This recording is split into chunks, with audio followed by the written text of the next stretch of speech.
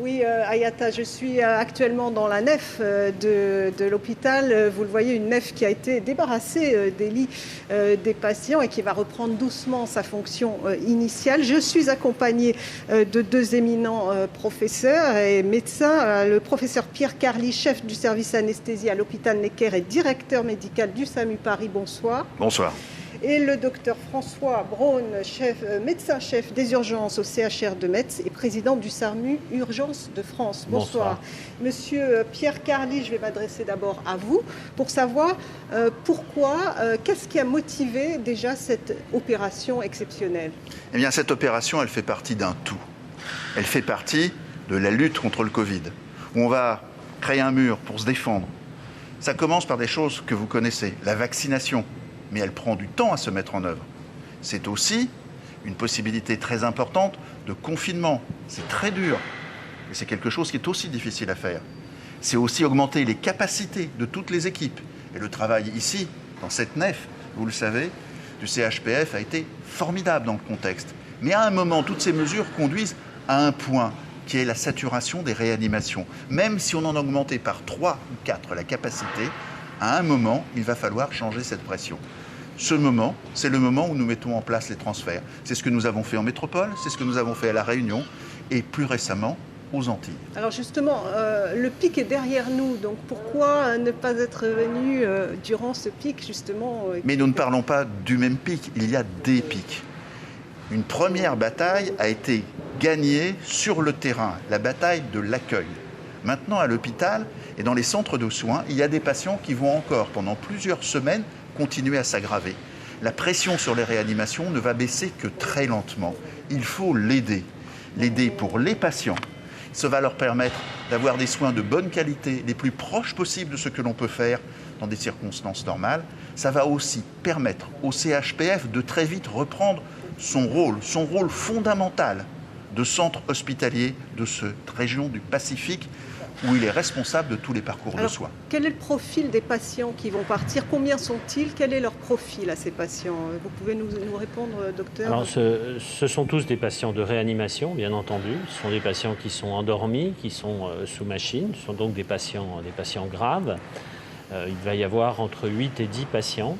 Ce sont des patients qui sont sélectionnés, si on peut utiliser ce terme, sur des critères qui sont des critères extrêmement précis de réanimation, qui sont les critères que nous avons utilisés en métropole déjà. Et ce sont des patients pour lesquels, bien sûr, il y a un accord des familles qui est fondamental pour cette prise en charge. Ils seront envoyés où en métropole ? Alors actuellement, sur les missions que les SAMU mènent sur cette phase de l'épidémie, c'est la région Île-de-France qui accueille l'ensemble des patients, puisque cette région a le capacitaire le plus important. Globalement, le nord de la France est plutôt en capacité d'accueillir des patients. Le sud a été dans une situation un peu compliquée il y a quelques semaines. Professeur, est-ce que cette opération ne risque pas de ternir un petit peu, en tout cas la population a cette impression, de ternir l'image de l'hôpital ? Et la population se pose des questions et se dit pourquoi notre hôpital ne peut pas justement soigner ces patients-là. Votre hôpital a développé des capacités d'action et de résilience qui sont extraordinaires. Vous savez, cette crise, on l'a traversée comme vous. On en est un peu plus loin maintenant. Mais nous avons vu avec quelle rapidité il s'est adapté et comment il a utilisé les expériences que les médecins ici ont vues, qu'on leur a communiquées et qu'ils les ont appliquées à la réalité polynésienne. Ça, c'est le premier point. Le deuxième point, c'est pour réaliser ces actions-là, eh bien, c'est le bon moment et c'est un bénéfice pour tout le monde. C'est un bénéfice pour les patients parce que, en fait, ça va permettre à tous de bénéficier d'une qualité des soins qui se rapproche de celle qu'on attend de tous les parcours de soins. Elle existe au quotidien, elle a existé pendant la crise, mais la pression sur les réanimations continue. Il faut donc donner la possibilité aux réanimations de passer au cap suivant. Mais ce n'est pas tout. N'oubliez pas, le Covid n'a pas chassé les autres patients et les autres malades. La maladie est toujours là. Tous les parcours de référence, les AVC, les infarctus, avec les autres pathologies, vous voulez dire. La traumatologie diminue un peu avec le confinement, mais tout le reste, il va falloir le rattraper. Et le plus vite sera le mieux. Pour les gens qui sont malades, pour les gens qui ne savent pas encore qu'ils sont malades et qu'il va falloir soigner, Il faut absolument que le CHPF puisse, au plus vite, reprendre son rôle d'hôpital de référence, et nous sommes venus juste l'aider à ça. Ce n'est donc pas remplacer, c'est aider, participer à la construction du mur de défense contre le Covid. Nous n'en sommes qu'une petite brique, mais une petite brique active qui porte sur les réanimations. Docteur, concrètement, les équipements dans l'avion, ils sont tout à fait au point pour accueillir ces patients? Ils sont tout à fait au point, et d'ailleurs, on entend beaucoup parler d'Evassan, mais nous ne sommes pas du tout dans le cadre d'une Evassan, en fait. Nous sommes dans le cadre d'un service de réanimation qui vole. C'est-à-dire que les patients sont pris en charge à l'intérieur de l'appareil qui a été aménagé spécialement pour, exactement comme ils sont dans un service de réanimation. Ils ont des soignants autour d'eux, même plus qu'un service de réanimation. Nous avons même à l'intérieur de l'appareil de quoi faire des examens de biologie, comme un laboratoire de biologie. Donc c'est vraiment une continuité de la prise en charge. Ce n'est pas du tout un arrêt pendant le transport, c'est une continuité de cette prise en charge entre deux services de réanimation. Alors, est-ce que ce sont des opérations qui pourraient être réitérées à l'avenir, Bien sûr. Professeur?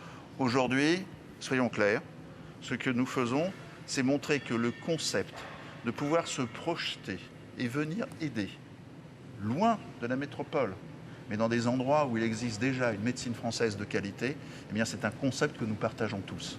On peut le réaliser avec des moyens civils, avec des compagnies aériennes qui transportent d'habitude des passagers, des touristes, des gens qui voyagent simplement, avec du matériel qui est à disposition dans les hôpitaux. En coordonnant le tout, nous montrons la continuité de notre action médicale qui est partagée entre la Polynésie et la métropole, avec la qualité, l'efficience et l'ingéniosité des Français. Et vous vous envolez quand? Nous repartons demain. Demain pour une arrivée qui sera dimanche matin à Paris. Combien de patients au total avec Entre 8 et 10 patients, mais je pense que tout le monde comprend bien que la sélection des patients, elle fait des critères très stricts et nous suivons leur évolution, y compris cette nuit. Notre directeur médical de la mission est allé voir les patients avec ses collègues de réanimation ce matin. On a défini un certain nombre, mais s'il refera le point demain matin, ça peut encore changer. Et puis surtout, c'est l'application de ce qui a été fait en Polynésie ici. C'est les programmes de réanimation qui ont été définis, qui vont être continués. Voilà. Comment est-ce qu'ils vont revenir, ces patients, justement? Par quels moyens? Les patients du CHPF nous ont confié ce qu'ils ont de plus cher. Les patients avec qui ils ont traversé la crise. Donc on va prolonger leur parcours de soins et ils vont revenir ici, ils vont revenir guéris. C'est ça notre objectif.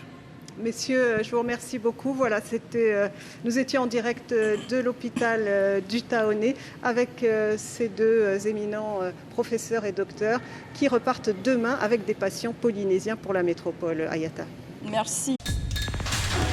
L'information en continu sur Polynésie la première, Internet et réseaux sociaux.